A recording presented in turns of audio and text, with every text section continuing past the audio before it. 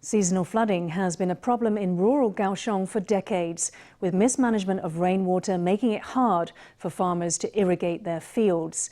Farmers in Jiasian District have been calling for engineering works in Baolongzun Valley for almost 4 decades. Now, at last, Kaohsiung's local irrigation chief has responded to their plight, raising almost 40 million NT to strengthen the beds in the valley before this year's rainy season. Heavy machinery is at work in Jiasian District's Baolungzun Valley. They're firming up the valley bed.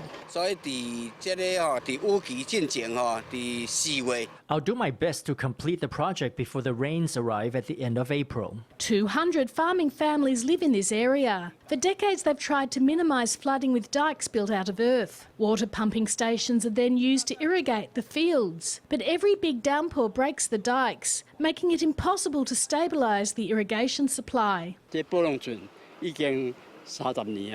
We've been talking to the Department of Irrigation and Engineering about Baolongzun for 30 years or more, always telling them something needs to be done, but getting nowhere. Now we're so happy with Dr. Lu. We talked to him, begged him to do something, and right away he said, yes, I'll sort this out. Wen-hao is the chairman of the Kaohsiung Farm Irrigation Association. Moved by the plight of farmers in the mountainous region, he organised a fundraiser to consolidate the flood defences of Baolungzun, raising almost 40 million NT.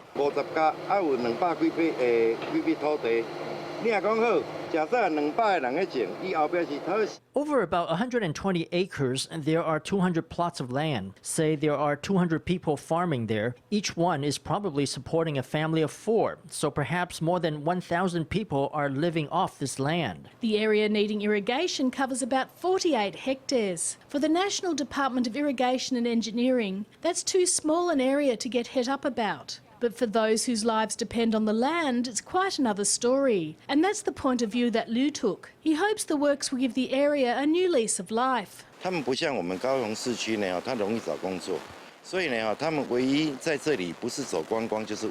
Living here is not like living in Kaohsiung City, where it's easy to find work. You either have to go into tourism or farming. But if you don't have a reliable irrigation supply, farming can't provide a stable income. That's wrong. The engineers are hoping that construction will be all wrapped up before the rainy season begins this year, so that irrigation troubles will be a thing of the past.